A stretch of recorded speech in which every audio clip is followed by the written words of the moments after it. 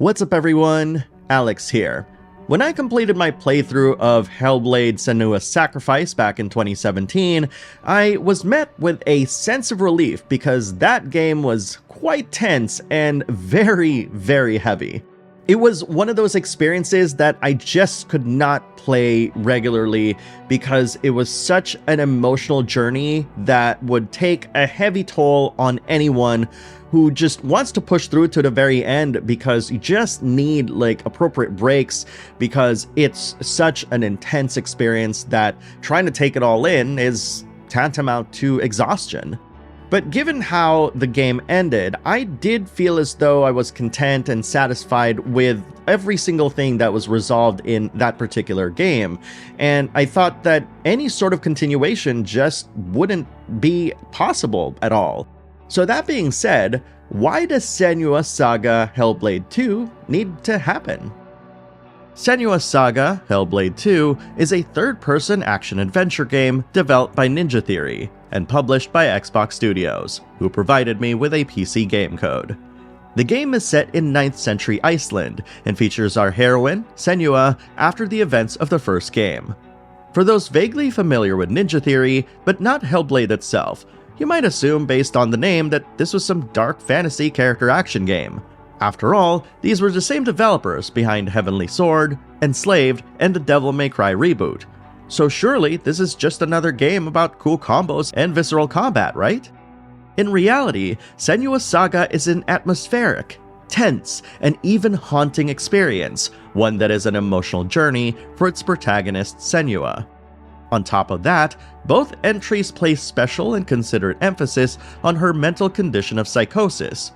While the subject of psychosis itself is rather complicated, all I'll say about it is that Senua hears several voices, sees patterns in the environment, and has intense visions that alter her perception of reality, which in turn affect how we visualize and play the game.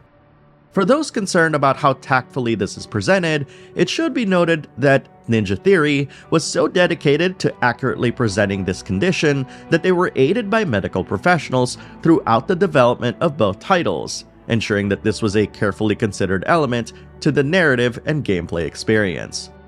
The story is a key component of both the first and second game, which naturally begs the question: do you have to play Senua's Sacrifice before jumping into this one? While what I experienced was enriched by my playthrough of the original title, I don't believe that anyone would have a hard time understanding what's going on if they decide to just jump straight into Hellblade 2.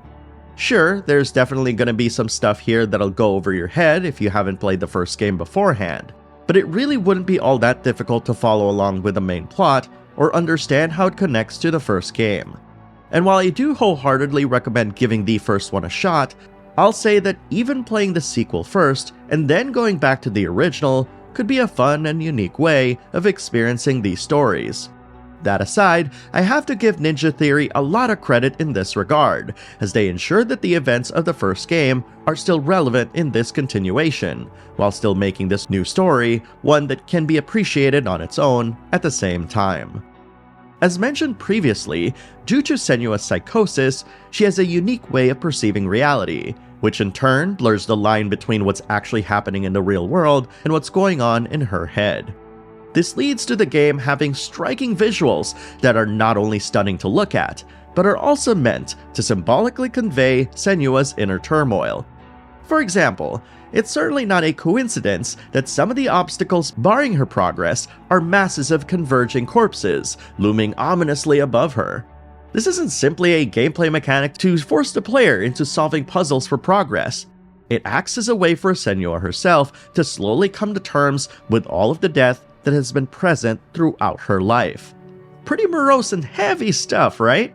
That tone and feeling pervades through the entirety of the game experience. So much so that the overall oppressive atmosphere made playing the game exhausting at times, which I found myself needing to pause and take breaks on many occasions. And as strange as it may sound, this is a ringing endorsement for how incredibly effective Ninja Theory were in crafting such an immersive atmosphere in their game. Apart from the first Hellblade, I really can't think of any other game that made me need to take breaks like this, given its intense and equally immersive atmosphere. In fact, I'd say it's even more effective in Hellblade II compared to the first. Without experiencing it yourself, it might be hard to understand how these games actually play. After all, every single piece of trailer footage seems fit to be mistaken as an unplayable cutscene in and of itself. So you might be surprised to learn that much of what's been shown in said trailers are in fact gameplay from the game.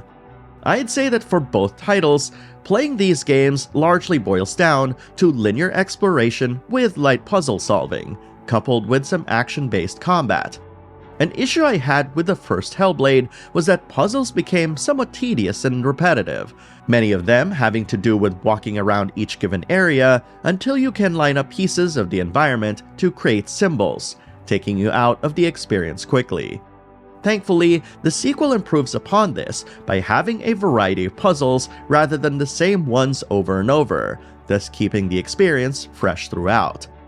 As for the combat, it's rather difficult to call this either an improvement or a downgrade, depending on what you're expecting.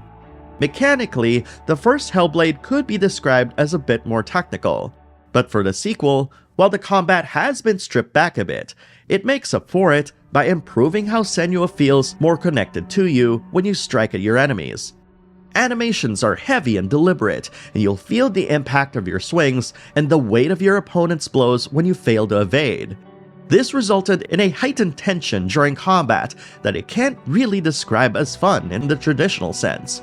Every single fight felt like it was life or death, like Senua and I were barely scraping by, narrowly parrying each blow and viscerally plunging each strike.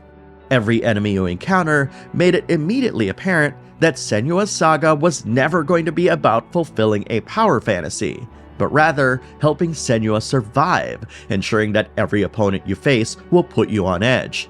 In a lot of ways, this helped Hellblade 2 feel like a horror game of sorts, minus any survival elements like item management or resource gathering. And apart from the combat itself, with the game's heavy emphasis on darkly lit environments, macabre visuals, and outright jump scares, this game shockingly managed to crawl under my skin more than once. Well, many of my subscribers know that when I start talking about a game's story that I typically don't show any sort of gameplay or spoil specific sections of said game. I do find myself having a rather tough time using abstractions to describe bits and pieces of Senua's Saga. Difficulties aside, what I will say is that my initial skepticism as to why Senua's story needed to continue kind of melted away the more that I actually played through this game. Because when you really think about it, sure, the first game you think that all of her demons were basically addressed and pretty much like the game ends in a pretty satisfying note. But in reality, when we really think about trauma and things of that nature, those are the kinds of things that don't really go away permanently. It's, up to us to really learn all about it, to try to live with it, as opposed to try to eliminate it altogether. After all, these traumas are what helped shape us to the very person we are today, for better or worse. As an aside, I was able to try Hellblade 2 on my Steam Deck. I played it for about an hour or so to get a feel for it, and honestly, the game ran surprisingly well. Naturally, it defaulted to low settings, and I had to fiddle with the upsampling in order to get a stable frame rate. But once all was said and done, the game looked and ran pretty well, all things considered. Not to mention that, despite on low settings, the game still looked really good, and was running at a solid frame rate to boot. So rest assured, Steam Deck enthusiasts, this is absolutely a viable way to enjoy the game.